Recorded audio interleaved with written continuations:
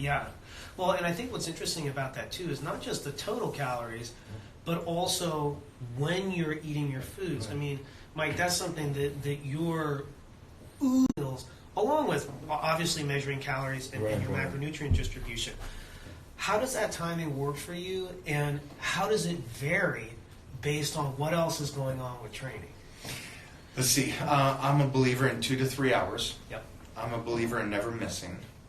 Now, with that being said, I also understand, and I want to keep this out of the discussion today, is that I am a science project, and I will continue to be that. And unless I study all aspects of nutrition, styles of nutrition, or any trends of nutrition, that I can't speak on it. And so when you guys see that I, but there's a reason why I'm doing it. If you stay for my basic foundation work, it's eating every 2 to 3 hours. I do eat carbs. For me, carbs is longevity. Carbs is the one thing that's going to keep my metabolism going. I utilize carbs so I don't change the system of my body function. Protein is used for muscle building. Carbohydrates is used for energy, for workout, fill-in recovery. Fasted all day. Tell them the story on this person approached me. He was basically getting his workout program. He came asking about the nutrition, and then we were talking, and he asked, so I told him. Wakes up in the morning, he does his stuff, he works out, goes through the whole day, and then at nighttime he'll have a huge meal and go to bed. Yes. I'm like, who does that? He's like, Mike does it. I'm like, what is it called? He's like, oh, intermittent fasting. I'm like, hold on a second. You know, Mike is 250 pounds. This guy needs to eat more than just that, just to maintain the muscle. That doesn't even make sense. He's like, oh, fasting. I'm like, maybe you just start looking at his process. Maybe he was doing a shoot. Maybe he has something going on the next day. But that's not how it works. He eats more than me. I eat 7 times. He eats 9 times. It's about intermittent fasting. It's just a time period. So if you fast from... An easy way to think about it is fasting is the period of time between meals without consumption, right? So if you're eating every 3 hours, you're still intermittently fasting in between each meal that you eat, right? Now, some people will extend the window of time between meals to get certain metabolic benefits, and that can be a practice for longevity, for health, for mind function, upregulating autophagy, things like that. But at the end of the day, that's a choice. Right? That's a choice. One consulting that if you do, standing barbell curls as a way to develop your arms, and you never do any other exercise, you will plateau, right? So people understand, okay, there needs to be a variance in exercise. There needs to be a change in exercises over time so you can continue to respond and grow. That same principle isn't always applied to nutrition. Why? Why is that? Now, we've talked about this a while, and I've noticed this with in the world of health and fitness, it is a common thing. Must change workout, must shock the body. Right. But nobody shocks the body with nutrition. And the old school, what is amazing with the old schoolers is and I love, and I know that you love this, I talked to Steve Davis is Mr. America. But I talked to him about how they did their nutrition and how they did their training. And how has it changed from then to now? Training-wise, and it was compound movements, and it wasn't a lot of extra stuff, because there wasn't a lot of extra machines, but they still created incredible bodies. Well, how was the nutrition?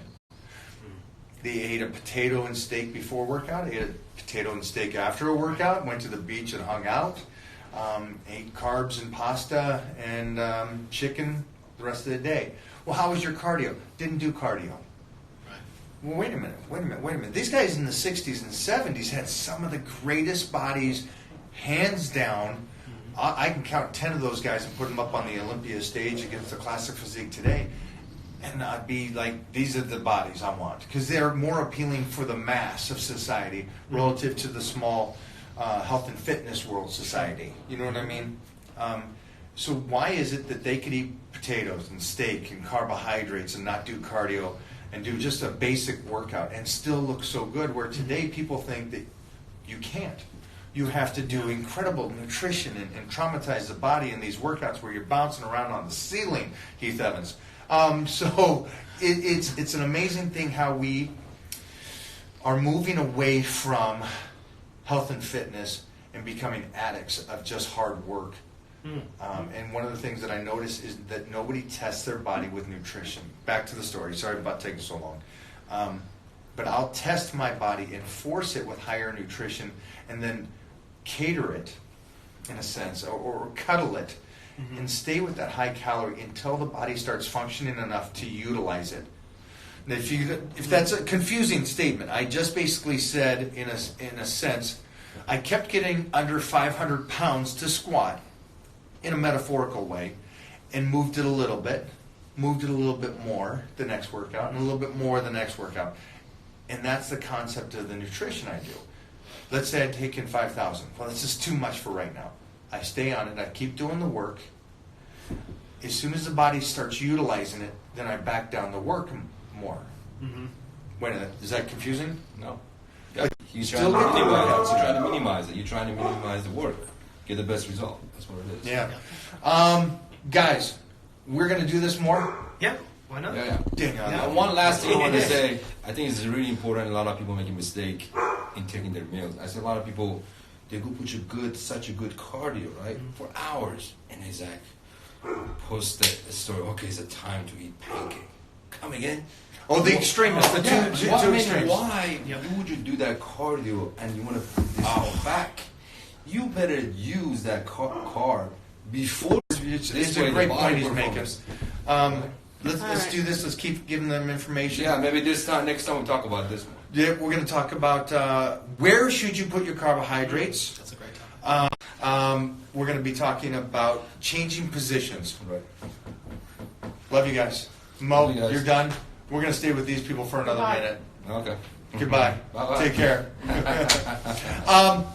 Scoot in here. Scoot in Okay, here. come on, Come just here. leave Come here. this. Come here. Sit See on my you lap. later. Sit on my lap. Don't worry about nothing that pops up. We're good. Yeah. Hey, if you guys are on any of these feeds right now, you guys can ask questions also. I do want to go back to what Rez was saying. My YouTube followers will get the same workouts. Right. Yeah, that's pretty fasted cardio. That's a very Pretty effective. common, I find it very effective. No? The body. Okay, Yeah, probably not even but for 7 weeks. but I know this for a fact. Cardio should be done every single day, all year long. Is that right? Yeah, I mean, that really depends on what your goals are. I Yes, mean, the if goals you're are. trying to put on muscle, you could be working against yourself. I mean, Yeah. cardio, I see it Yeah. as a healthy way for your heart rate, staying healthy. But that's 20 minutes of cardio 4 days a Fair. week Yep. is enough for the heart to be healthy. I don't know if you guys know that. 4 days a week, 20 minutes, and it does not need to be extreme, is enough to keep a healthy heart.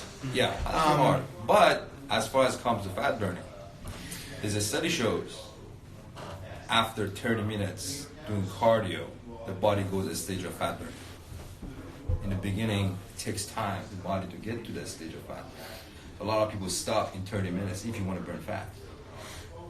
So I go for 1 hour.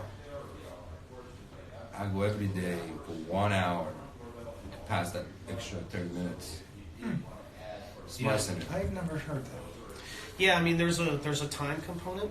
What's interesting, though, and I think this goes back to what we were talking about earlier, is that some of these principles, when applied, given the goal set, can be counterintuitive.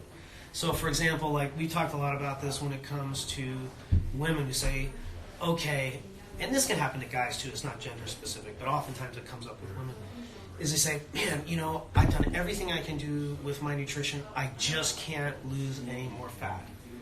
And it may be the case, depending on where they're at in their fitness trajectory and journey.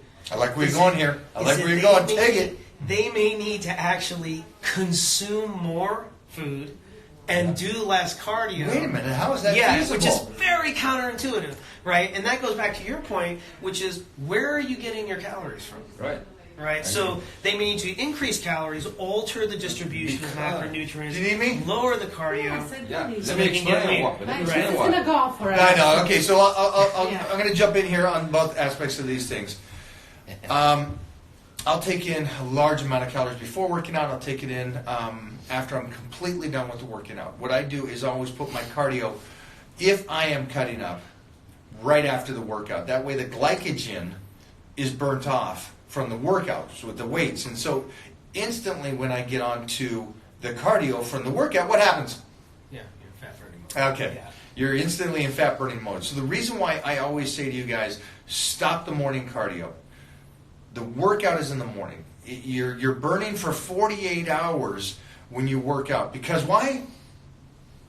The body's recovering and it has to heal. So it's using the calories and everything in your body to heal, where cardio is just burning for that moment.